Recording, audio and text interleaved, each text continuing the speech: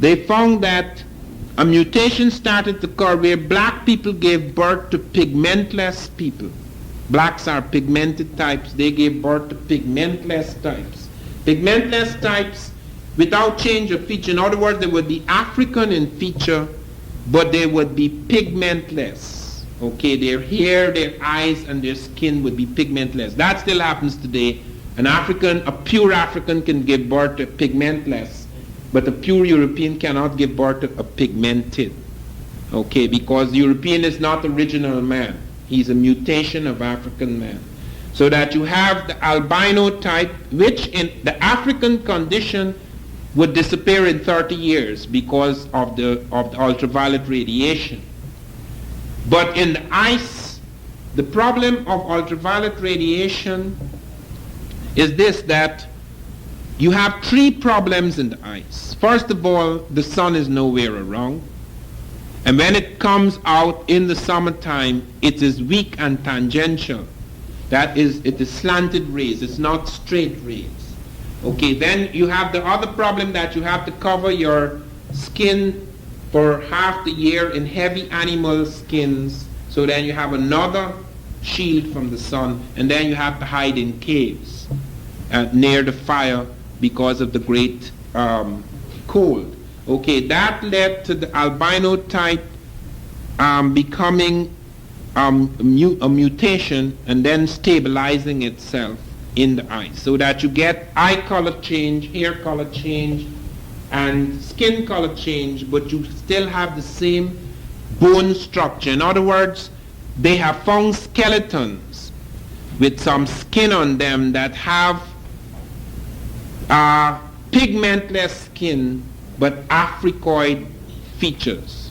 Okay, then you have changes occurring that bring about narrowing of the nose. Because of the ice, you have a narrowing of the nose because you have a tendency for expansive features in heat and contracted features in cold, so that you get contraction, which is the second change, the second mutation.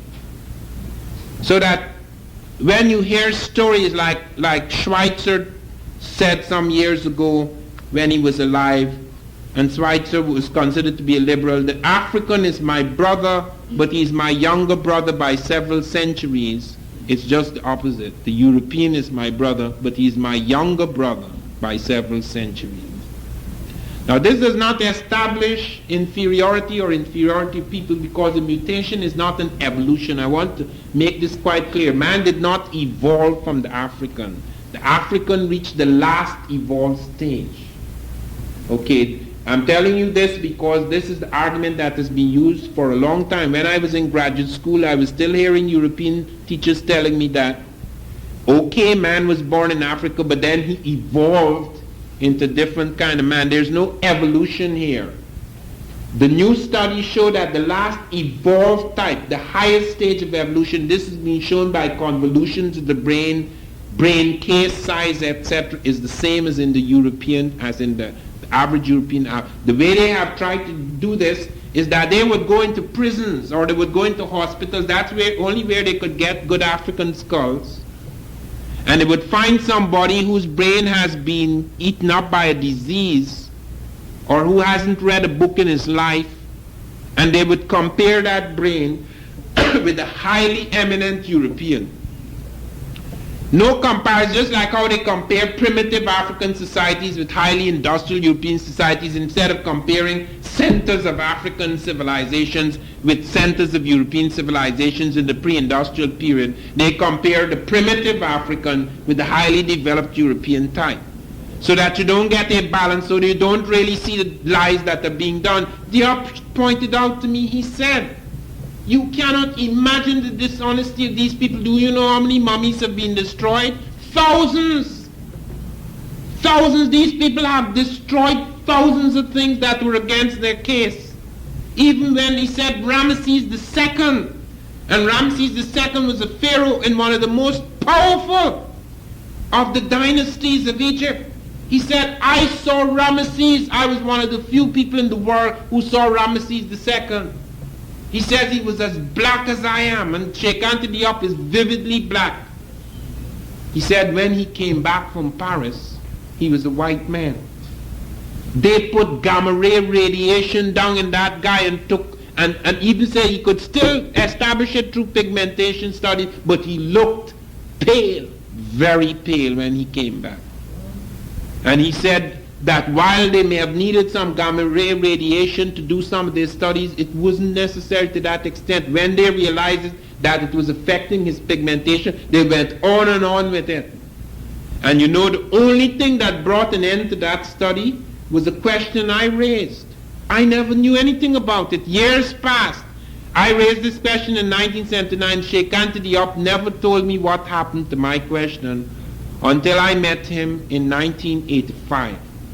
Diop said that when he told me, because there are an exchange of letters between us, which I publish in the book next month, where Diop said, we have found tobacco in the belly of Ramesses II, and that alone should show you that Africans did come to America and went back home with the tobacco. And I said, no, that's not a proof, because as I show in my book, there's an African tobacco as well as an American tobacco, and people have made that mistake because linguistics shows us that tobacco comes from dubak, which is an Arabic word meaning glue.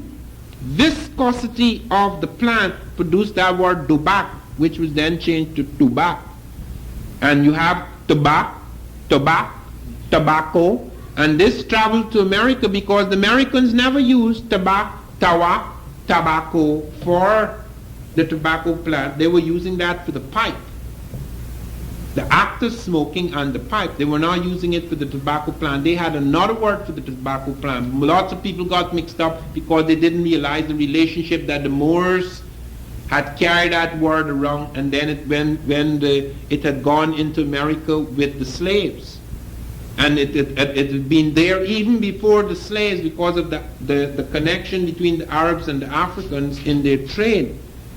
So I said the only way you can establish whether this is American or African branded tobacco is to take it to your laboratory and study it, or ask the Parisian laboratories to study it. Diop said that when he raised the question, somebody somewhere went into the laboratory and studied this tobacco, and that after that all the studies stopped. Do you know there were 48 laboratories, not one of them published anything after that? And do you know what the rumor is going about Egypt? That body they were studying for years is not the body of Ramesses II. That's how they got out of it. They must have discovered something, we don't know what it is, whether it is African or American tobacco, that made them say that they were studying the wrong mummy. And they covered up everything. 48 laboratories, not a single laboratory published a report. It just disappeared.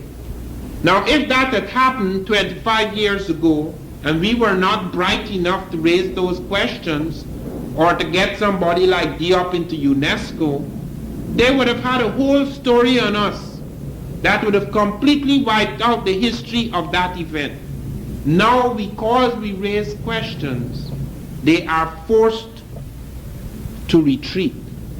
So while we do not know, it's the same thing happened with the skeletons in the Virgin Islands. When I raised the question about the skeletons, they said they couldn't date them, they couldn't carbon date them. And when I tried to go further, they told me that I was entering one of the secrets, military secrets of the United States.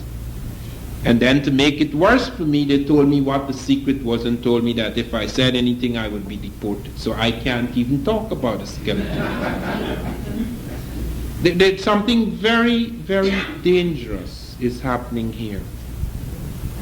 And it is extremely fortunate that the nature of the system is such, even though it has these elements, the nature of the system is such that it has almost a self-corrective. Because there is a contradiction in this system which is the source of its change. We can make it so. We have to find where that contradiction is, and wherever we find it, we have to expose it. There is in the study of African presence in Northern Europe something that I found quite astonishing. I had read a lot about the Moors. In fact, in 1980, I spent all my summer studying the Moors. I found there were very little real work done on the Moors. And lots of people had just either automatically assumed they were all black or they were all white and Arabic, etc. And this is one of the central things, because what I'm going to say now will startle you, that the Industrial Revolution in Europe would not have been possible without the Moors. The Moors, who were the Moors? The word was first used by the Romans. Moors, whom they called West Africans. In 46 BC, the Romans met the West Africans and called them Moors. M-A-U-R-E-S, Moors, which comes from the Greek moros, meaning dark one, black one. Then we find that the original Moors were people known as the Garamante in the Sahara. But then a complication occurred. Libyans, some of whom were white-skinned, because they have the Tamahu, they have two types of Libyans, the dark-skinned and the white-skinned Libyans. Those of you who saw that spy who was arrested recently in Libya, he's a black man. This is a Libyan spy, you know. It's a strange business. So that you have white-skinned Libyans as well as dark-skinned Libyans.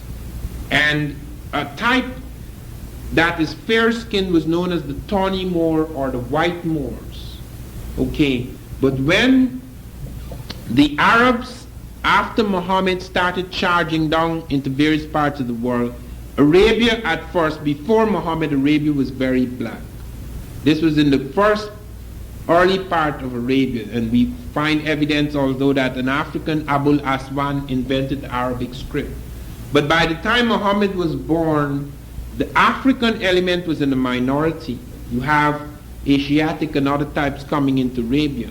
That type goes out into India, it goes to China, it goes into Africa. When it gets into Africa, however, because it is a small place, because it's spreading itself all over the world, you have a minority Arabian, fair Arabian type entering the black, massive black population, intermarrying with black women, becoming more and more black, so that many people whom you call Arabs in certain parts of the world are black, just as there are some you call Arabs who are fair-skinned types. Okay, this is something that puzzled Malcolm X, because he found when he went into the Muslim world, there were blue-eyed Muslims and black Muslims together.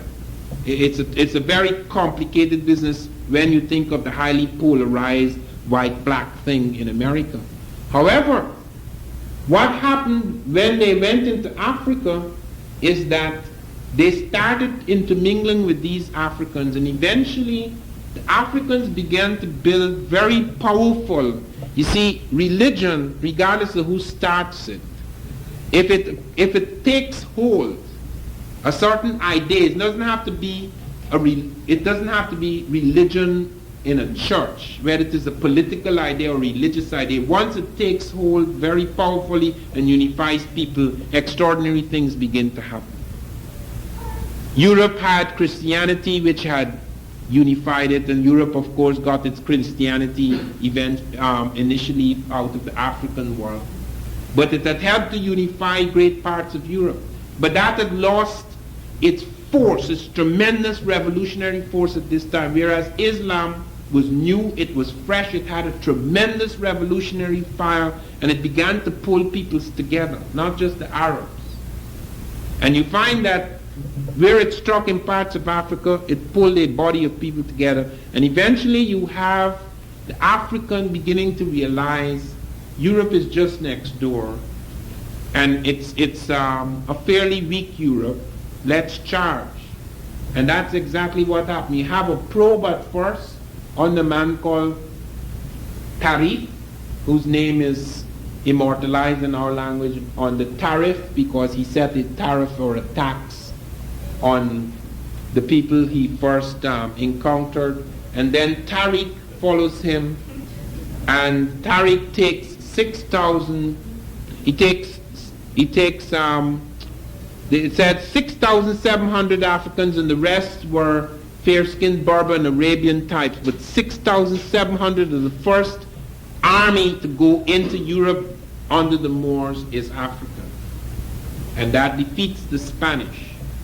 Now I want you to note that the civilization of the Moors were built in Spain and parts of Portugal. It is not an accident that it was Spain and Portugal who eventually made the first thrust out into America, because they gained tremendously from the Moorish invasion. Let me say something now about the Moorish invasion. There were 4 Muslim dynasties in Europe. The first one is called Umayyad Dynasty. It runs from about 716 to 750 AD. It is followed, there is fighting among the Muslims. This is one of the things that often causes a lot of trouble, because the Muslims are divided into Shiites and Sunnites. This is something that happened after the death of Muhammad. There was a faction that wanted one person to succeed Muhammad because of hereditary lines. Another section felt it should be a question of an election. And so battles began between the Sunnites and the Shiites. So after the first great dynasty had been in power, the Umayyad dynasty, the Shiites went and murdered 70 members of the royal family while they were holidaying in Damascus, and the dynasty fell. The Shiites took power, but they only took power for a short time.